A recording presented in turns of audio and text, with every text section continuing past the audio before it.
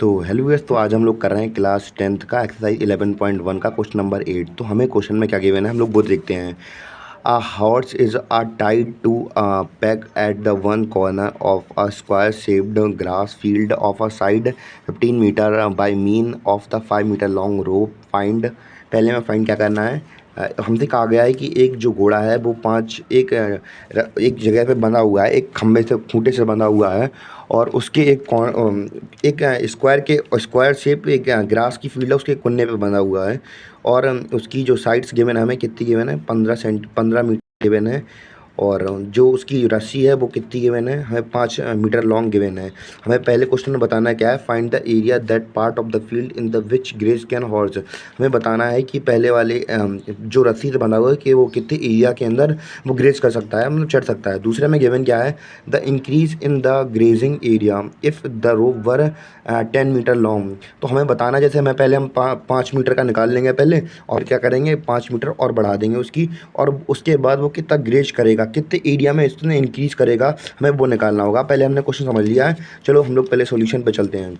पहला हम लोगों का सॉल्यूशन है वो मैंने पहले लिख दिया यहाँ पे, area of that horse can graze.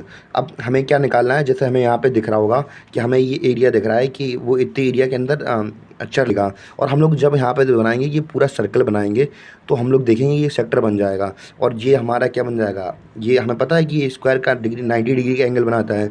तो हम लोग कुछ नहीं, हम लोग यहाँ पे सिंपली जो हमारा फॉर्मूला होता है उसका सेक्टर का, तो हम लोग वो रख देंगे। तो सेक्टर का फॉर्मूला होता है theta upon 360 degree into pi r square. तो हम लोग बस कुछ नहीं करेंगे, हमें थीटा कितना गिवन है यहाँ पे 90 डिग्री गिवन है, 316 इंटू पाई की वैल्यू 3.14 और आर हमें गिवन था 5 मीटर। तो बस कुछ नहीं करेंगे हम लोग, बस जो वैल्यू थी सीधे सीधे पुटअप कर देंगे यहाँ पे। 9 1 ज़ा 9, 9 4 ज़ा 36। तो ये हमारा हमने यहाँ पे काट दिया।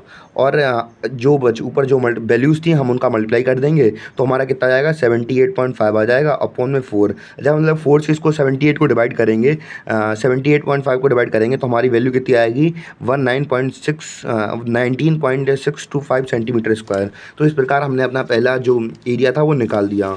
और हम लोग दूसरे पार्ट में चलते हैं कि हमें उस सेक्टर का फंड निकालना है जो इंक्रीज़ करेगा।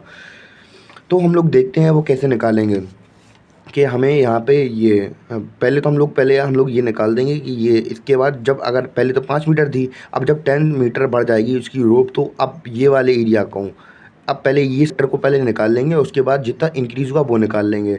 तो ठीक अब सेम वैल्यू रहेगी, बस केवल जो हमारा आर था, रेडियस था, ये रस्सी की लंबाई बढ़ गई थी ना, बस हम उसको बढ़ा देंगे, बाकी सब पूरी वैल्यू सेम रख देंगे।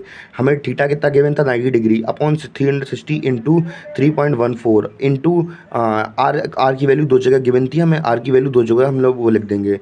9 1 ज़ा 9, 9 4 ज़ा 36। अब 4 से हम इसको यहाँ पे 4 आया तो 4 2 ज़ा 4 आया, और 2 5 ज़ा 10, और 2 1 ज़ा 2, 2 5 ज़ा 10। और बस कुछ नहीं करेंगे, हम लोग पूरी वैल्यू को जितनी वैल्यू बची है, जितनी वैल्यू हमारे ऊपर बची है 3.14 को और 5 इंटू 5 को और टोटल मल्टीप्लाई कर देंगे तो कितना आ जाएगा 78.5 मीटर हमारा आंसर आ जाएगा। और हमें निकालना क्या था, हमें इंक्रीजिंग एरिया फाइंड करना था कि जो कितना एरिया इंक्रीज़ हुआ है वो निकालना था। तो हम लोग इस पूरे सेक्टर को हम जब ये छोटे वाले सेक्टर से माइनस कर देंगे तो हमारा इतना एरिया निकल आएगा।